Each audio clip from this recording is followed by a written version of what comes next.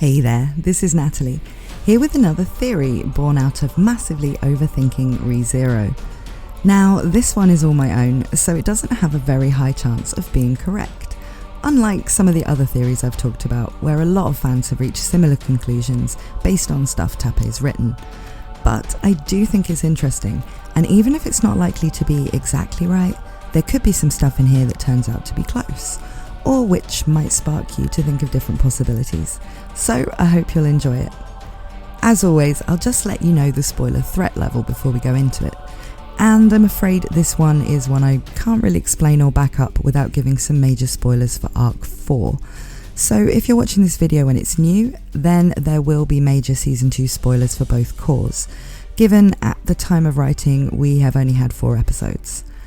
I don't really need to spoil beyond Arc 4, however, other than perhaps a bit of background lore and name dropping a few future characters. So if you're watching this after all of Season 2's been aired, or you've read Arc 4 in the web novel or light novels, there aren't any plot spoilers for later stuff.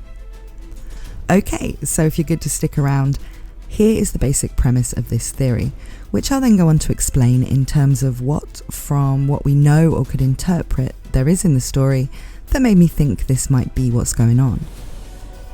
I put it to you then that our lovely silver-haired heroine Emilia is actually a clone of Satella, created by Echidna. Yeah, I can already practically hear you shouting stuff at the screen like, what about Emilia's parents, and why would Echidna clone someone she hates? But I do have answers to all of this and more. So sit back and relax and let me tell you all about this mass of wild guessing I'm calling a theory. We know for sure that Echidna, at the time the Sanctuary was created, could create a lot of fairly ambitious things. She created a floating island that she usually lived on. She created Beatrice, and she quite possibly also created some other spirits we know of, perhaps even Puck and Juice, given we know that Beatrice knew both of them from her time prior to being left in the library. It's possible Echidna didn't create them and just knew them, but either way, they were around Echidna at the same time as Beatrice, around 400 years before Subaru arrives in this world. We know of another artificial spirit Echidna is likely to have created with her own personality, but none of her memories. But that's a matter of spoilers from beyond Arc 4, so I won't reference it too much in this video, just bear it in mind if you've read Arcs 5 and 6 and know what I mean. Echidna had also been experimenting with cloning people using Ryuzu Maya, also known as Lewis Maya depending on which translations you read. I prefer Lewis, but I think it will be Ryuzu in the anime to match the light novels, so I'm going to be calling her that now, even though I think I probably pronounce it a bit weird. Echidna didn't evidently make the Ryuzu clones until after Beatrice was left in the library, given initially she just used Ryuzu in creating the barrier around Sanctuary. So it would seem something happened that made Echidna want to start experimenting with this. Now, on the one hand, this seems a bit odd, given we get the impression that the Sanctuary barrier was created during a major beef between Echidna and Hector, where Echidna was fearing for her life and Roswell was badly injured. We don't know how that ended or what became of Hector, but it does seem like Echidna, post saying goodbye to Beatrice, wasn't really in the safest of circumstances, and so while she is the incarnation of the thirst for knowledge, conducting a big experiment into cloning just for the sake of it doesn't seem like something she'd do at that time. It's taken to mean that she wanted to use the clones as a way to preserve herself, which she does end up doing, though not until 400 years later at the end of Arc 4, when she becomes Omega. But what if that was just part of it? What if she'd also been asked to find a way to do this, as the most intelligent person in the world, and the kind of magical fantasy world equivalent of a scientist and inventor, by another witch, as a matter of incredible importance? The Ryuzu clones were her first attempt. After all, she had Ryuzu's original body right there in her testing grounds. There are certainly some major differences between them and Emilia. For instance, they don't age, where we know for sure that Emilia does. But as a prototype of what she would later do in making a baby, who's a clone of Satella and will live and grow as a normal half-elf, you could see it. Emilia's soul and personality could be a kind of blank version of Satella's own, much like a copy of Echidna's personality could be added into a spirit with none of Echidna's memories or experiences. This would mean that, like the Ryuzu clones who develop their own personas, Emilia is effectively a real person with her own feelings and memories. She's just grown from the seed of Satella, who we know was also a kind person before she ingested an incompatible witch factor and her mind broke. Emilia's potential when it comes to magic would therefore be the same as Satella's, given the gate in the magic system of ReZero is effectively described as an organ, so a clone's would be the same as the originals. Interestingly, Ryuzu also seems to be an elf. Elves aren't all that common in ReZero's world, and yet, perhaps for an experiment that would later lead to attempting to clone a half-elf witch, this could have made Ryuzu an especially appealing test subject for Echidna.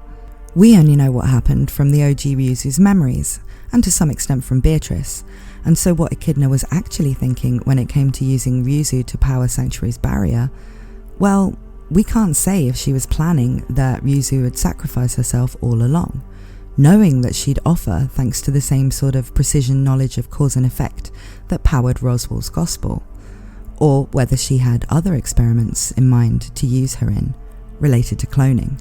I mean, going down that train of thought, maybe that's why she created Beatrice in the first place. It surely wasn't because she wanted a daughter, and she didn't really seem to know what to do with Betty after the Sanctuary barrier had been created, choosing just to use her for another very long-term experiment. And so, perhaps Echidna had known that in order for things to happen the way she wanted them to, she needed to create a cute little girl who the ideal candidate for her tests would befriend, and this would lead to Ryuzu voluntarily sacrificing herself.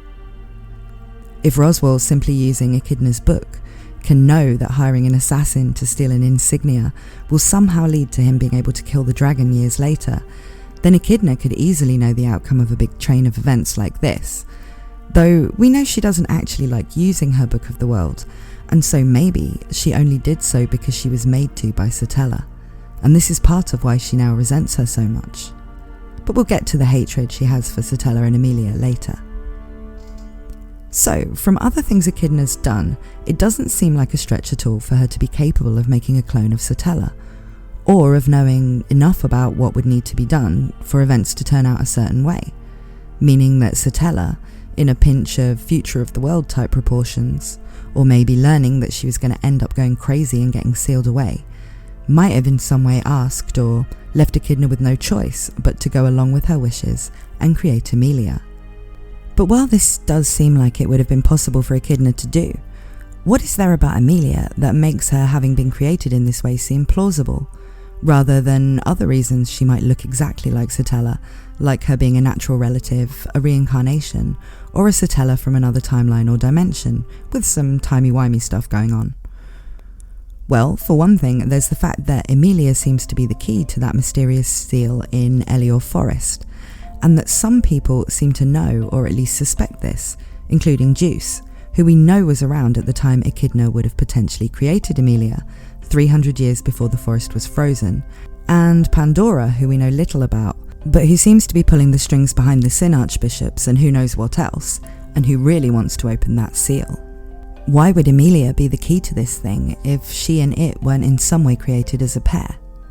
While I don't want to speculate about what's behind the seal in this video, though I do have some guesses, it certainly seems like it's all part of somebody's plan that it's there, being guarded by the elves along with its key, and with both being carefully watched over by the then sane Juice and his associates who, yes, were still calling themselves the witch cult. But whose plan? Well, it makes sense to posit that it was a plan that Juice was involved in from the start, and that it was formulated by Satella, using Echidna to handle the practical aspects. For ease of reference, I'll be talking about pre-sloth Petelgeuse as Juice, and the insane version as Petelgeuse, as it tends to be done in the books. But I think if there's any truth in the Emilia is a Satella clone theory, then he's important to it. As I already said about the seal, he knew Emilia was somebody very important, treating her with reverence when he first got to meet her. But his relationship with Fortuna, where, while she also knows about the seal, she can grow to like or even romantically love Juice, means that Fortuna and Juice are probably not at odds in terms of what Emilia's purpose is. If she was being raised simply as a vessel for reviving Satella, as crazy sloth Petelgeuse seems to think, and would be killed, it seems unlikely that he and Fortuna, who raised Emilia, would have been able to get along at all. But it seems like Juice's ideas about what the witch cult's purpose is and what he needs to do to Emilia have become warped by the time we see him in Arc 3, long after he loses his sanity. If the fairly credible theory about Wrath, who I won't talk about too much here because it's Arc 5 stuff, is another character who had rather different views on Emilia prior to becoming a Sin Archbishop, is true, then this carries even more potential. However, while Juice and his later form Petelgeuse's ideas about Emilia's purpose may be different, probably because of Pandora's influence, don't you think it's strange that he's the only witch cult Sin Archbishop who actually seems to be in any way concerned with doing the stuff Petelgeuse talked about in Season 1, and reviving Satella using Emilia? He made it sound like that was the whole point of the witch cult as a whole, and we know from mentions of random cultists from outside of the archbishops who tried to reach Satella's seal that Satella's revival is usually the cultist's goal. But when we see other Sin Archbishops, they don't seem to care about the Emilia thing at all. I again won't say too much about the other archbishops that don't appear in Season 2, other than that at this point in the web novel they've all appeared and had a fair amount of chances to show us what they're about. And it's clear that they all have separate interests, and aside from Juice, none of those interests are focused on Emilia, or even Satella's revival. But we know that the sane Juice was alive before Satella was sealed, and given we know he knew Echidna personally, along with Betty and the original Roswell, well, it seems likely that he also knew Satella. This would mean that his business with ELIOR, Forest, Fortuna and the Seal, well, it wasn't down to religious adoration of a historical witch. It was down to something he'd been involved with from the start. Given he's almost certainly a spirit, it's even very possible he was created by Echidna as part of the whole grand enterprise, and that's why he's so adoring of child Emilia, and so concerned about how the elves are doing at guarding the seal. It was literally his reason for being, and he's waited 300 years to finally meet the Satella clone. Alternatively, Echidna didn't create him, but he was among the people involved in the measures Satella was taking, and out of fondness for her for some other reason, he agreed to devote his life to making sure the plan was carried out, recruiting cultists to help him, and assisting Fortuna and the elves tasked with raising and protecting Emilia as best he could.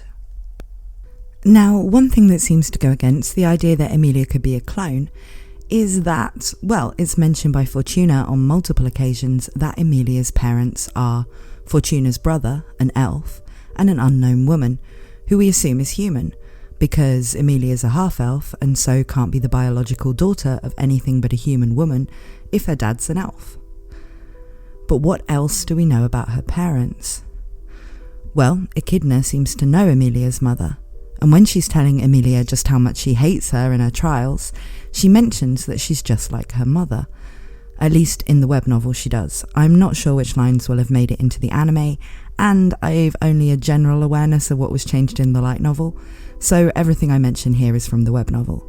This would be impossible though, given Emilia is born 300 years after Echidna died, and so a human who would become Emilia's mother couldn't have been born at the time Echidna was alive.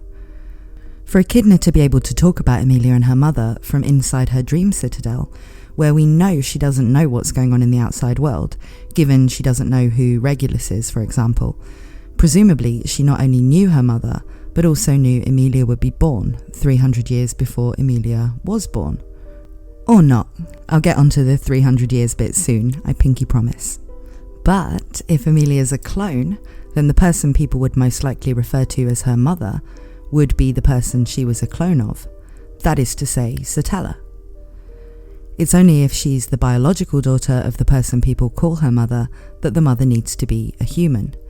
If she's a clone of her mother, then they would both be half-elves. I mean, mothers don't normally look exactly like their daughters, both in real life. I mean, my mum was 5'2" and I'm a Titan, and in ReZero, where it's spelled out to us that Subaru looks very much like a cross between his parents with his mother's eyes. But Emilia looks and sounds, apparently, given they have the same voice actress, exactly like Satella. Not similar like a biological relative, but identical like a twin or a clone. And her father? Well, no biological father would be needed to create her, and so her elf dad, Fortuna's brother, could be Satella's father. Yep, with no incest required, this guy would be Emilia's biological dad. And while we never really tend to think of legendary characters like the witches as having families, well, why wouldn't Satella have had a father and an aunt who loved her?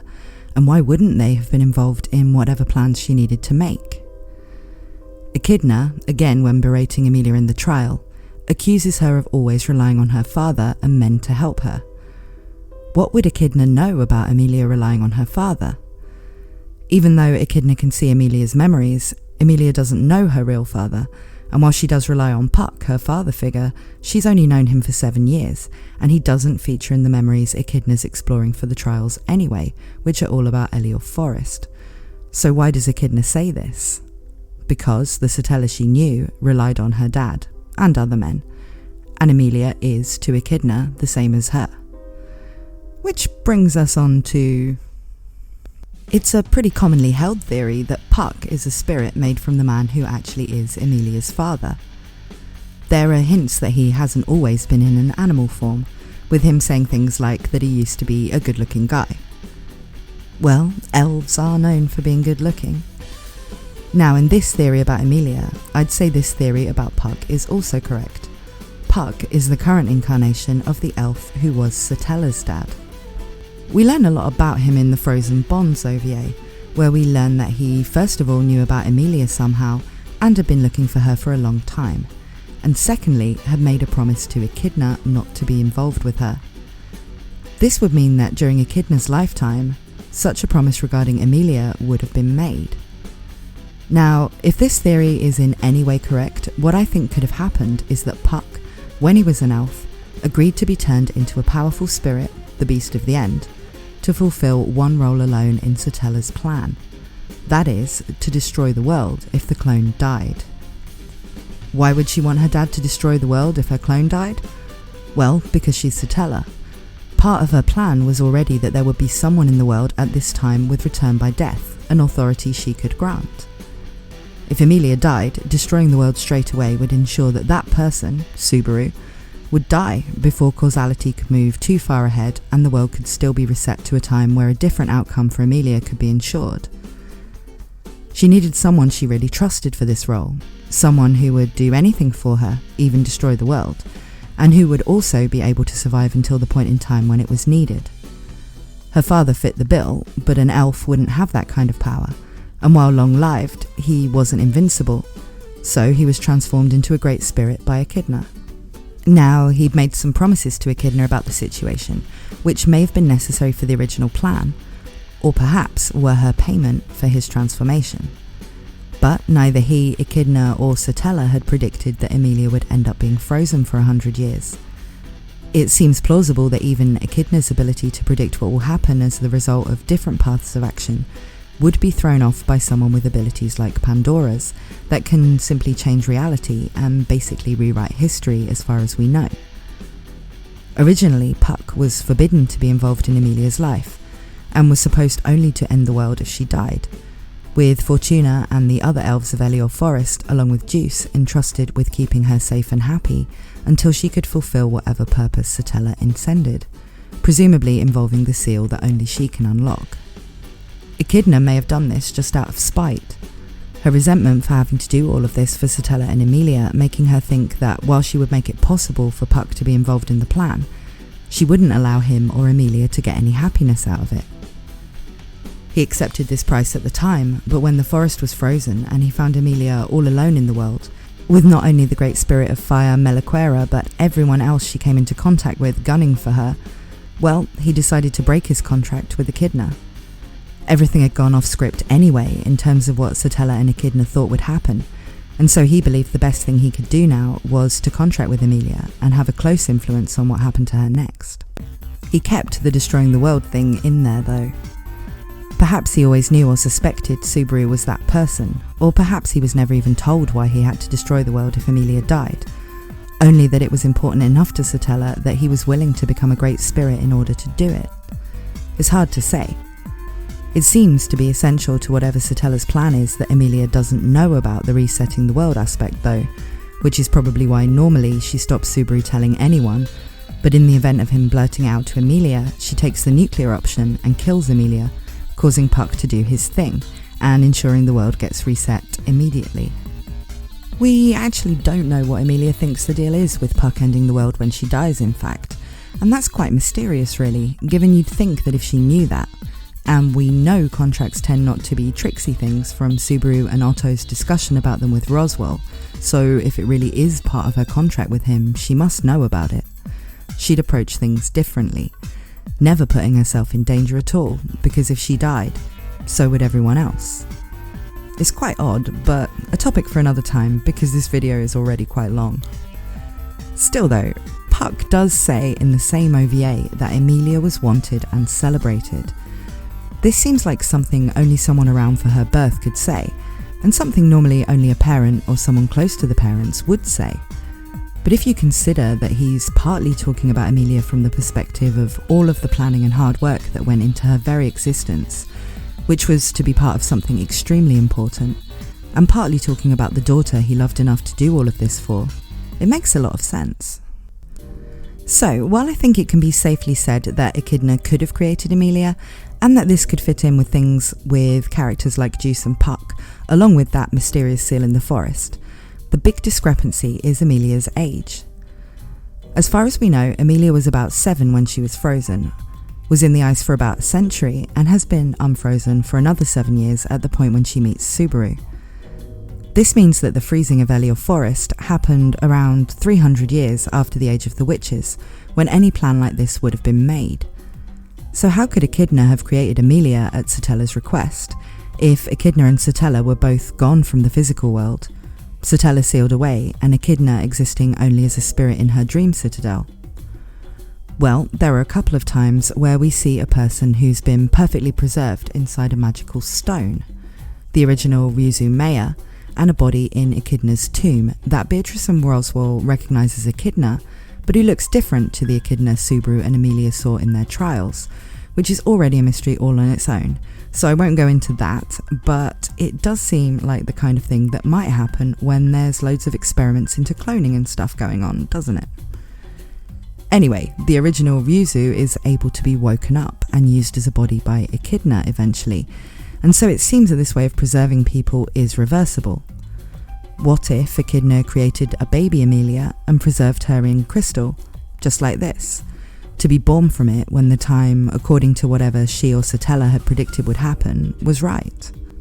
The crystal and baby were entrusted to Fortuna and the rest of the elves, who'd been part of the community elf form Puck and, in her childhood, Satella had been part of, with Juice and the fingers he would recruit helping to keep their existence a secret and bringing them supplies, as well as keeping an eye on the seal. ELIOR Forest is actually a place rich in magical resources, as we saw Subaru using mining rights there as a bargaining tool when negotiating with other factions. Perhaps it was chosen as the place where the seal and the clone in her crystal would be kept, because of its suitability, both in being an easy place to keep hidden, an appropriate place for an elven village, and access to the kinds of crystals needed. Another alternative is that after Emilia was created, she was simply kept in suspended animation using the same kind of ice magic that kept her frozen for 100 years later in her life. This is the current state of everybody who survived the day that Pandora attacked, but we also see Emilia using magic to put people in a benevolent form of suspended animation in some later events, which she can undo at will. It's reasonable to think that Puck or Fortuna would have been able to do that kind of thing as well, and could have kept the baby Emilia suspended until the right time that way. Why would they need to do this though? If elves live a long time, then wouldn't it be better for Emilia to have had a chance to grow up and become as powerful as possible before whatever it was she'd need to do, at least 3 centuries after her creation? Well, maybe, but half-elves may not live as long as full elves, and Satella may have been able to predict just how much people would hate someone who looked like her right in the aftermath of the calamity, and so it may have made sense only to bring Emilia into the world at the time when she would be needed, rather than her having to survive that long as a person the world viewed as an enemy. Or maybe she needed to be young and innocent, or she needed to be around the right age appearance-wise to do whatever her purpose was when the time was right.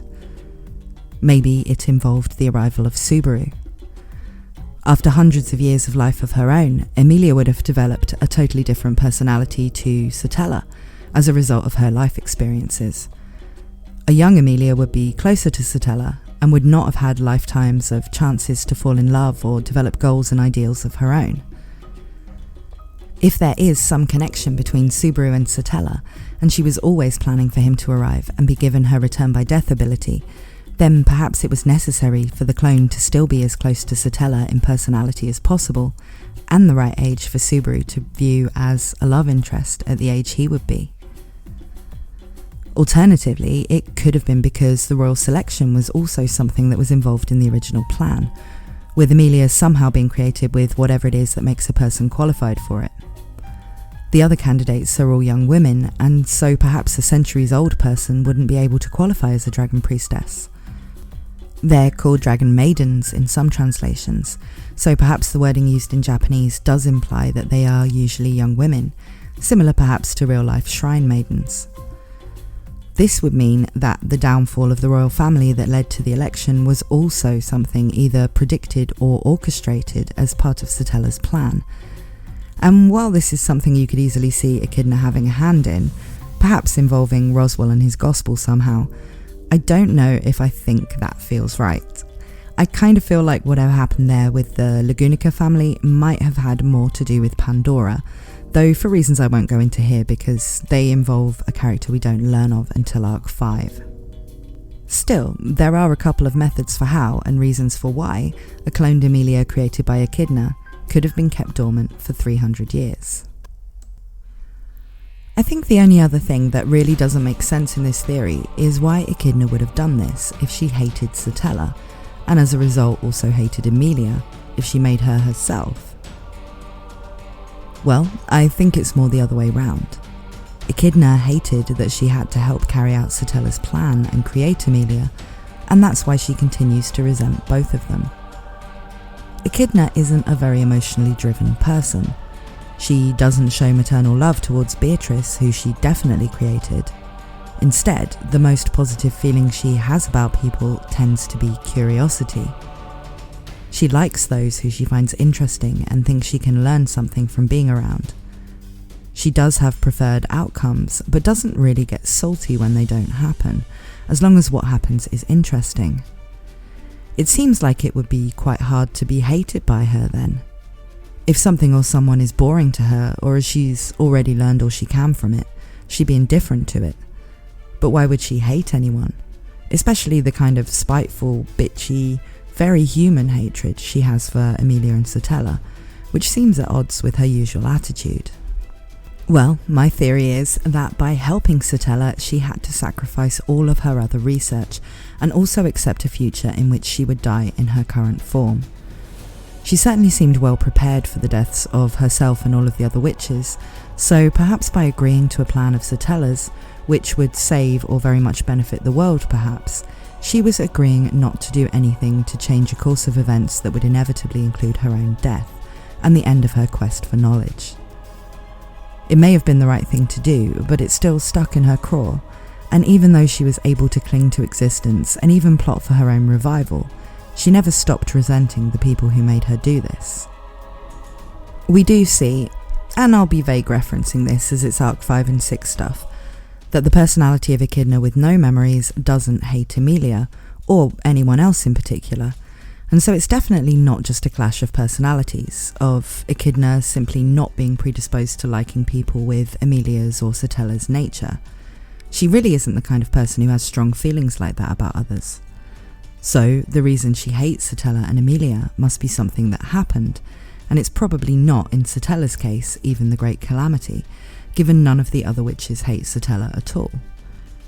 She should never have met Emilia in any form prior to the trials either, so her hatred for her has to be based on a resentment about Emilia's existence, rather than anything Emilia's actually done to her.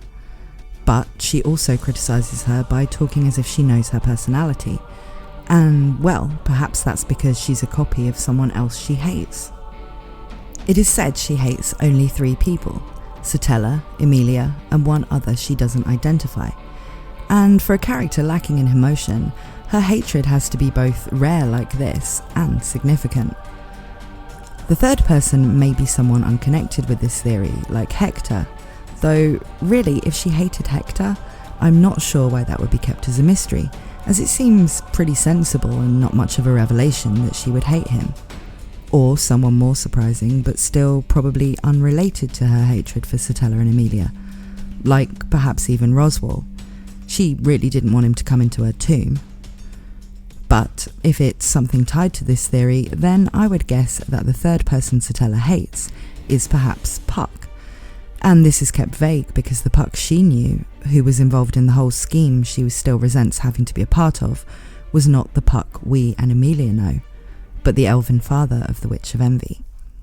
There's just one last thing that supports the theory of Emilia being a Satella clone from outside of the story, and that is the meaning of Emilia's name. In my video about theories surrounding Satella's name, I did mention that the name of Emilia as the heroine of this story was one of the first things Tappé decided on, having simply heard the name from someone and thinking it was just right for the kind of character he wanted to write about. But as I said in that video, it seems like he did do his research about the name and its origins, as he also seems to have done with other character names. For example, knowing that Emilia is an Italian name, and giving Emilia's only confirmed blood relative, Fortuna, another Italian name, giving them a connected feel. Well, unlike Satella, the name Emilia does have a clear origin and meaning, and it is the feminine form of a name derived from the Latin Emilius, much like the masculine name Emilio, or the variant names from other Latin-based languages like Emily or Emile. Now, Emilius has the same root as emulate. Meanings of Emilia can include to rival or excel, but the concept most closely related is indeed emulate, or copy. Did looking into the meaning of a name he wanted to use inspire Tappé to make his Emilia literally a copy, who emulates the most significant person in his world's lore? Well, this is definitely going to be the longest video I've ever made, so although there are more details I could add to this theory, I'm going to wrap things up on that note. I'm not saying I 100% subscribe to this theory, but a lot of it does make sense to me, as things that could logically be going on in the story, and which would also tie in with some interesting routes Tappé could go down in terms of character development and theme. Just how similar would the clone be to the original by the end of the events in the story? Could a pivotal, climactic decision at the end of this story come down to Emilia choosing to do something different from what Satella would do, what she was created to do? Or to Subaru needing to see Satella and Emilia as different people, perhaps in some way choosing one over the other. I haven't touched on Subaru that much in this video because really talking about him in the context of this theory would require a bunch of additional theorizing about what he is to Satella, and I feel like this was already complicated enough. But if this theory is true, it will be important how Subaru was planned to be involved in all of this. So, I hope you enjoyed this theory video. If you did, I have several more ReZero theories on my channel, some discussing popular ones like whether Subaru's pride and what the deal with Al is, others looking at some general ideas about, say, how the world of ReZero might have been created, and what its relationship with our world might be. So why not click the video on the end card and overthink ReZero some more with me right now. Please also subscribe if you want more ReZero content, including in-depth stuff like this, as well as episode reviews, some more random, sillier ReZero content, and coming soon, some videos telling some of the many side stories Tappé's written to accompany the series, which come with all kinds of interesting lore and character details, as well as being pretty entertaining.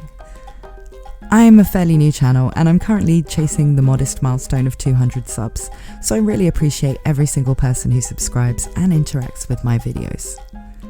Thank you for watching, and I hope to see you again really soon.